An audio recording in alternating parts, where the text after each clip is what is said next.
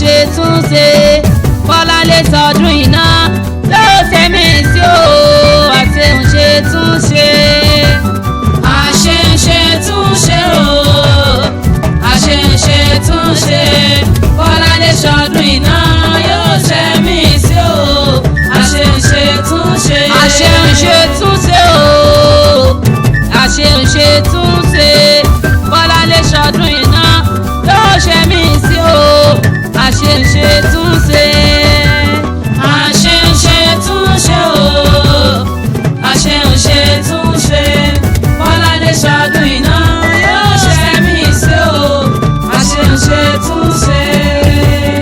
Alájà Bọ́láńlé Yusuf ìyádùn ní ẹ̀kú ọdún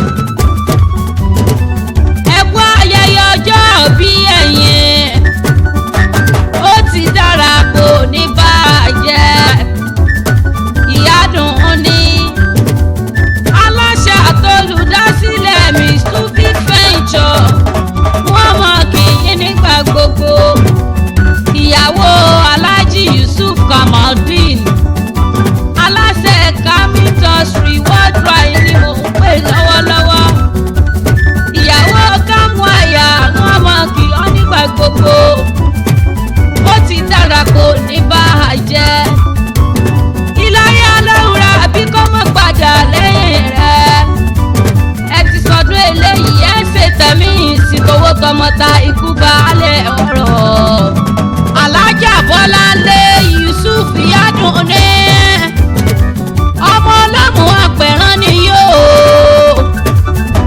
ọmọ ọlọ́rọ̀ agogo ọmọ tóbi lóye ní kọ́sìn ọmọ bólúkolú ọmọ agẹ́sísáwó ọmọ ọ̀pọ̀ òṣèbọ̀ ọmọ ọkùnrin ò tajà láwìn bọ́kùnrin bá tajà láwìn bàbá ta ni kó wá síwó ọmọ ẹ̀gbọ́n ló nílùú ọmọ àbílẹ̀ lóníjó ọmọ sàrìnjọ́sọ oníbàtà ọmọ ọkọ̀ ológun ẹ̀sìn ọmọ yọ̀kọ̀tọ̀ níkun ájì ìfà ọmọ arọ́jú bọ́ba kú ọmọ akútán bí ẹni rebi ọmọ adẹ́gbà jálẹ̀ bí ilẹ̀kẹ̀.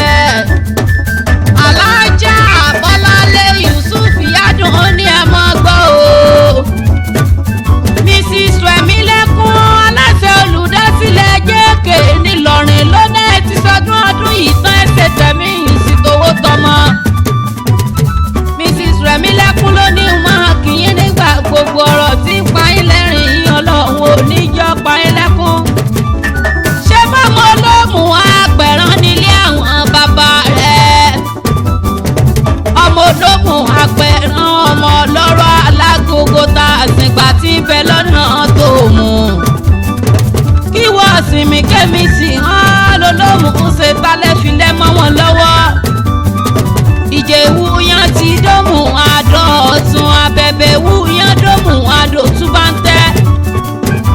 gbẹ̀wù dèmi tọ́lẹ̀ wù yẹn gbà yìí ọjọ́ tún lọ nínú ilé bàbá tó bí yín lọ́mọ.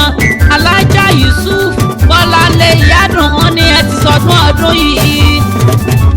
aya Yusuf Kamaldeen ẹ ṣe tẹ̀mí ìtòwó tọmọta ikú baálé ọ̀rọ̀ àṣeǹṣe tún ṣe o àṣeǹṣe tún.